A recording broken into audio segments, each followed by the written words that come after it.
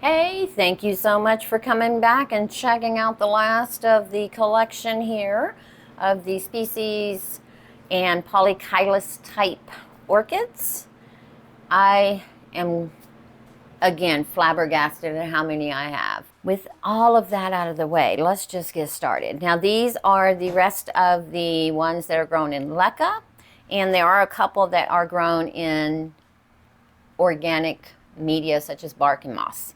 Okay, since we talked about the Bellina, the two Bellinas, and the one I was talking about, I have another Bellina here. This is the Bellina caerula that I purchased from Brookside Orchid. It's a species from Borneo. That, let's see, this is another July 2021 order right there. Well, she didn't do anything either. As you can see, she came with some nice big, oh, let me move that. I'm going to slide you guys over just a little bit, and if it gets to be a little wobbly, I'm going to apologize. There we go. So she came with some nice leaves, and then she grew this little baby leaf. I'll say a stress leaf, but then she grew another little baby leaf, and then she grew this leaf in 22, and then nothing. Like early 22, and then nothing. She just sat there. Well, now, again, I've been talking about it. Girl, you do something. I can't believe it. Blah, blah, blah. She does sit underneath the same shelving in the back, and look at there. We have a leaf growth. Now, I doubt that her roots are locked in, because the last time I kind of jiggled on it, she was coming up. So she's putting roots down. I love it. That means that she's like, you know what? I'm home now. I may as well settle in, right? But I'm hoping for this one to get a little bit bigger. And I also realized doing this, and I've said it in the past, I've got a lot of Bellina crosses, don't I? A lot of things with Bellina in it. And yet I've never seen the bloom in person. I just keep seeing them online and in other people's videos. Maybe one day they'll all bloom together and we can just have a family portrait. Wouldn't that be cool? And let's just talk about these two, because these are both the same types. So this one here is Vandopsis, Vandopsis parishii crossed back to self. I purchased from Hauserman back in September of 2022. When she came, she had just started this leaf here. She has since started a new leaf growth, and I did have her in one of the net pots, the black hexagon pots you can get from the Orchid Supply Store. Used coupon code TRISH at checkout for your 12%. Just had to plug that in there. And since I wasn't liking the way she was growing, because this is a ceramic pot, and she sat in it, and when I would put her in there, the aerial roots that were coming out of the pot kept getting broken. So I was like, can't have that, because she doesn't have a lot of roots in the pot to begin with. So I repotted her in the same mix, moss and medium Orchiata bark. And look at that. Look at that. Look at the roots. See, like this one is sticking out. It had a root tip on it. It has since been broken off because it keeps getting hit on the ceramic here. But I don't want to not have her in a decorative pot because of the moss, and I don't want the algae buildup. So I am looking for a smooth ceramic. Again, I might have to take a trip to IKEA. We'll have to wait and see. But I'm fairly pleased with this. Now, from what Michael McCarthy was telling me, these are slow growers. She's not taken off like, zooming or anything, but she is growing. So that is a wonderful thing, seeing as it is my first type. And you would think with the name Vandopsis that there's Vanda in there. There's not. There is no Vanda in that at all. And then this one is a new acquisition that I got in May of 23 from the Louisiana Orchid Connection. It is the Vandopsis gigantea. There she is. And she is a seedling. So she is in primarily moss with seedling bark. And I see I do need to water her now that the moss, you see how some of the moss still looks damp, but then down here it's drying out. This is when I will give her water. This way she doesn't dry out all the way. Being a seedling, they prefer to stay a little more damp than their adult counterparts. That is something that I had to learn the hard way in 2019 when I first really started working on getting orchids outside of Phalaenopsis. Is I was treating them like the adults and quickly killed quite a few. So the good news is on this one, if you have not seen my Saturday strolling recently, is she has a new leaf peeking out. So she had these lovely roots coming, and one of them does extend into the bottom. Now she has a lovely leaf growing, so she's settling on in as well. So pretty excited to see what she does. Of course, she'll be tiny for a little while, but that's all right. I bought a seedling. This time I knew what I was getting into, as opposed to in 2019 when I was like, oh, that's not a bad price for that orchid. Get it in and it's that big. And I'm like, well, that's why it was that price. This one is my Phalaenopsis samara, and she was purchased in September of 22, and I cannot remember where I got her from. I believe it was Carter and Holmes. Pretty sure it was Carter and Holmes. Yeah, look at the tag, CH. I'm sure it was Carter and Holmes now. So this one, again, is a little seedling. She came with these two leaves here, and this leaf was growing, so she's completed that one. Working on a beautiful new leaf here, as well as getting some roots down into the pot. And then there's another one creeping down in the pot as well. I don't see any on the outside quite yet, other than the one that she came with that I like to leave on the outside so I can monitor and see what's going on. There. Let me know if you guys have any of these orchids. What else are we doing? Let's talk about Speciosa Red. So Speciosa Red, I purchased from Orchid Classics, and this one is the first orchid I ever ordered from them, and that was why I wanted to place the Bellina order, because she was so beautiful and healthy and, you know, all the jazzy stuff that we like to do. But this is Phalaenopsis Speciosa Red, and with the name red, we're going to assume that the flowers are going to have a red hue. Now, this one, I really need to talk about her, because I've had her since January of 2021, 2.5 years. 2.5 years. Let that sink in for a second. All she's done is grow leaves. And now I'm happy about the leaves, but you know what, girl? I think you've got the strength, energy. She's got plenty of roots in the pot. Recently repotted as well, along with the Bellina that's in this same type of pot.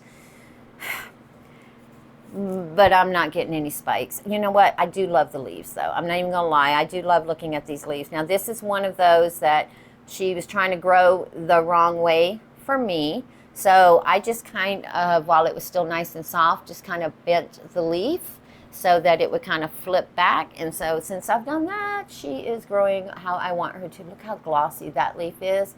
And they keep the gloss on their leaves. Look at that. Even this older one has a mild gloss on it. I mean, how can you not love these things?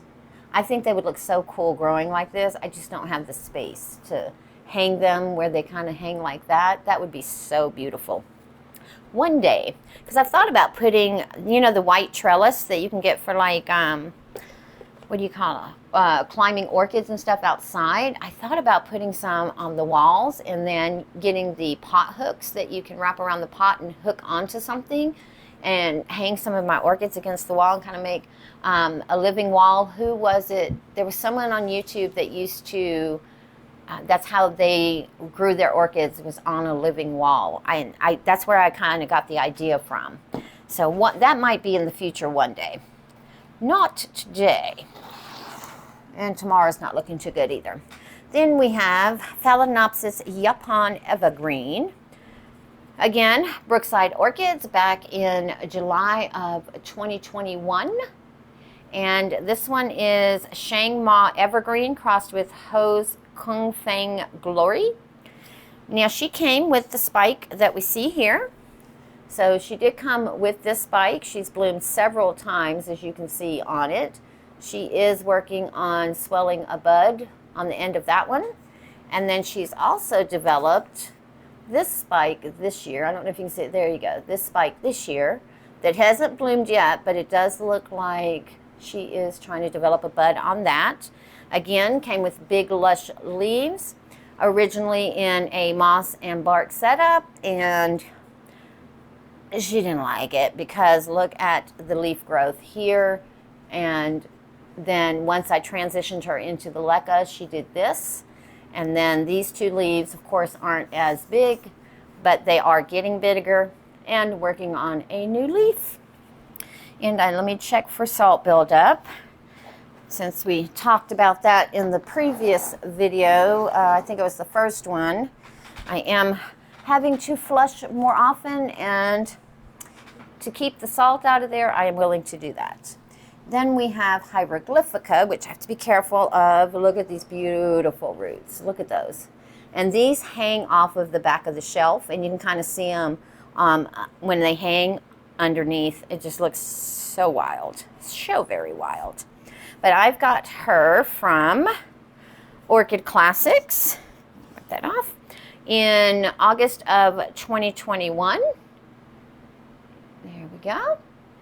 So she developed this spike last year, and she did bloom. Looks like she's got a little bud swelling for this year. And then I noticed earlier that she is now working on a second spike right by my finger. Can you see it? Let's see. Turn it this way maybe. There it is. So there's the second spike. And her leaf growth is pretty much been consistent. Like her leaves are staying long, and she too is trying to recover from magnesium deficiency, but I think this leaf, you can kind of look at it there, I think it's growing out much better and healthier. I do give all of my orchids a calcium and magnesium soak. For those that are in the leca, I do leave it in there for a week. Whatever's not absorbed in that week, I just throw it out, give them a good flush, and then regular fertilizing or plain water, whatever's on the schedule for that particular week. This one I'm going to do last because of the type of pot that she's in, and if it makes a mess, it's just going to make a mess. But this one is Phalaenopsis Geoho Summer Love Fragrant. It is a Phalaenopsis Tesuko Mickey crossed with a Phalaenopsis, you guessed it, Bellina Big Leaf Orchids of March 2022. So I believe I purchased this one and the Cattleya Green Leopard. So Cattleya Green Leopard was added to join her in her journey from, I believe it's Georgia to here. I believe they're based out of Georgia. She did bloom, and then after she bloomed, she grew this excuse of a leaf, and now she finished this leaf. She was working on lots of root tips, and as you can see, they're kind of dying back. So I'm going to leave her in here for one more growing season, and if she doesn't pick up, like extend roots and whatnot, I will be transitioning her into organic media and see if she doesn't do better, because I don't like the way she's growing right now. I don't think she's happy in the leca. Not all orchids are going to survive that way. A lot of them will, but apparently she's just not liking it, or there's something I'm not doing for her that she wants. I'm not going to talk about her too much. I'm a little upset with that one. Move that one out of the way. And then we have the Ebenensis. Again, look at those beautiful aerial roots. And be very careful and mindful of those. Plus, she's got these shooting up. Now, she came with, so she is in a self-watering, but it's kind of a homemade self-watering. So I have the string in the pot up, and then, of course, this has no aeration holes, and then I keep the water at the bottom. Take her out. There we go. Now, as you can see, she has roots there. And let me just slowly turn her around. And look at all of that root activity right there. And those roots are pretty much wet all the time, almost all the time. I very rarely let this one run out of water in the reservoir, nor any of the other ones. It's the flushing I have a problem with. But she came with this spike, and this one was just starting. She has a third spike. Let's see, where is it? Right. A third spike right there. And I believe she might actually grace us with blooms this year because it looks like she's trying to swell a few buds right there. So I will not be mad at her. And again, this is one of those that I really would love to see her blooms. So this is Phalaenopsis abonensis tiger. I love that, tiger. The abonensis is a species. Purchased from Big Leaf Orchids in April of 22. Whoops, turn around so you can see that tiger. I love that. That's so cute. Tiger. Anyway, well, she had this leaf that she grew for me. Again, it's nowhere near this one, but now she's working on this beautiful one here, and with the spike coming and being a species, a little bit slower grower and producer than the rest. But boy, oh boy, is she worth it. She's lovely. She's just lovely. And I love watching the new growth come in. Love it, love it, love it. Are you guys ready for this? I don't think you're ready for this. I don't think you're ready for what I'm going to show you. So this is my Phalaenopsis gigantea. This is Phalaenopsis gigantea yin number 2. Crossed with Phalaenopsis gigantea yin's best. Big Leaf Orchids. Now, I got her in April of 2023. So that's May, June, and we're in the middle of July. That is 2.5 months. Look at this leaf. That is the leaf that she was starting. I'll link the video below. I want y'all to go look at that video for no other reason than to see what this leaf looked like when she got here.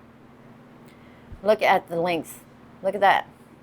It is surpassed this one. It is almost the length, let's see, of this one.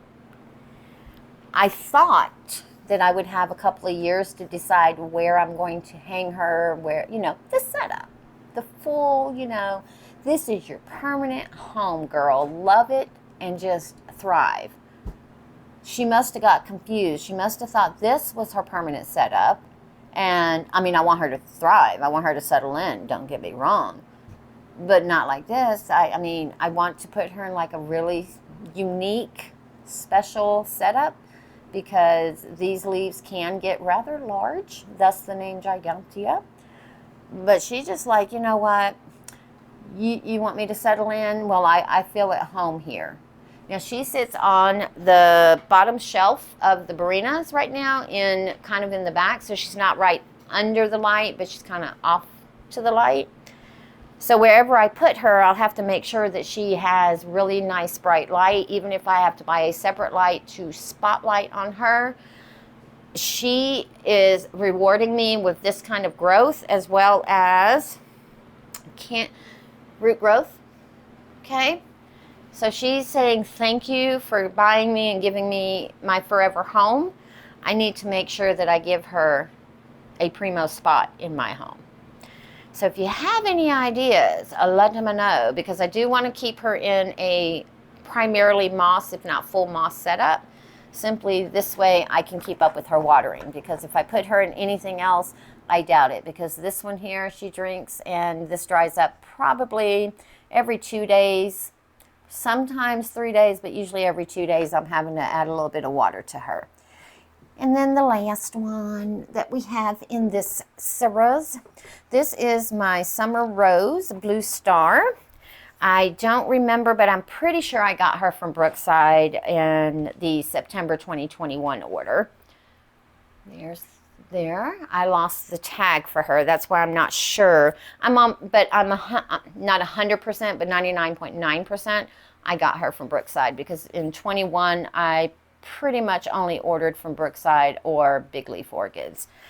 Some Orchid Web stuff, but primarily those two were my go-to nurseries. And then just pull her over here. And the reason I said I want to do her last is because she's in a true semi-hydro.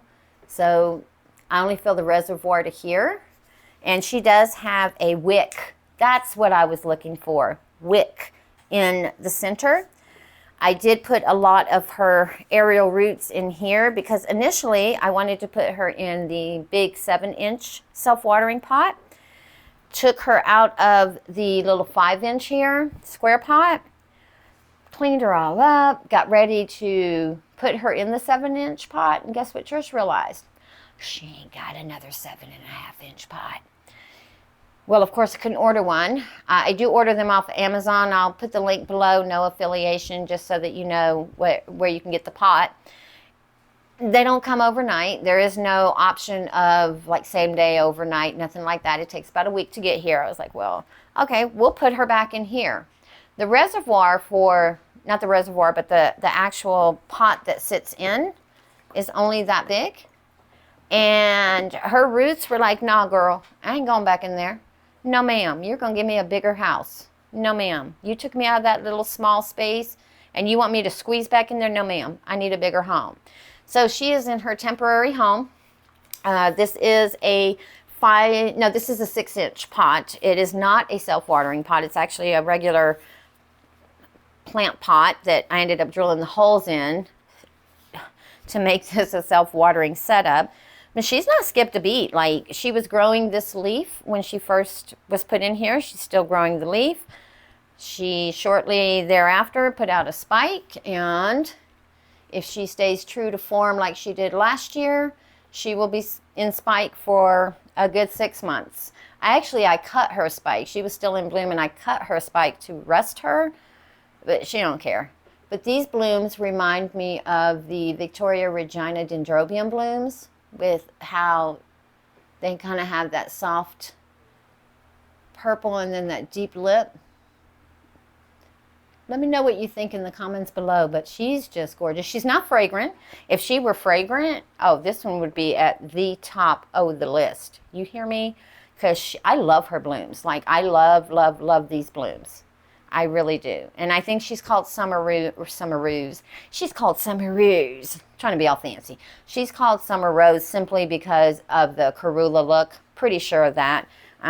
Blue star. You know, everyone thinks Karula is blue. To me, when I hear Karula, I think more of this color right here, this lilac-y color. It is kind of a blue-purple, but it's more purple, if that makes sense. And, of course, she's got her little purple clip you can also get from the Orchid Supply Store to match her blooms. And, again, she is clipped down simply because she was growing up into the Barina lights, because she does sit off in the corner. And I just don't know. I am going to get her a bigger pot though, but all of her aerial roots as well, she had quite a few, went into the pot, and they seem, and I'm using the word seem because I can't see inside at all, but they seem to be doing rather well in there. So again, they were all had these beautiful active root tips, and the reason, so these 3 were part of the aerial roots that she had when I went to transition her. This one did not have an active root tip. It is just now starting to activate again. And then these 2, I just couldn't soften them enough to bend them down, so I just left them alone. Since then, she has grown 2 more aerial roots. And to give you an idea how long that took, she was put in there in, July. I recently, at the beginning of the month, put her in here. So in less than a month, she's grown these 2 aerial roots. I don't know what to do with her. Don't know what to do with her. So I guess she was already in spike when I transitioned her in. Must have been small. Or maybe I have the wrong date in here. No, it had to be June, guys. I think I put the wrong date in here. It was June. It was not July. Y'all already know I never know what day or time or anything it is. So it had to have been June. There's no way I just did her 2 weeks ago. I would have remembered that. I believe that is everyone in my collection. For those of you who are more familiar with my collection than I am, if you feel like I missed one, let me know. And also let me know if you'd like me to do the same thing with my other orchids, the non-polychilus or the store-bought hybrids, and we can kind of take a close look at them as well. Leave it in the comments below with a yay or a nay. Give the video a thumbs up, subscribe if you want. You don't have to hit the notifications if you don't want to. But if you do, you won't miss any of the craziness. Everybody have a beautiful day, and I'll see you on the next one.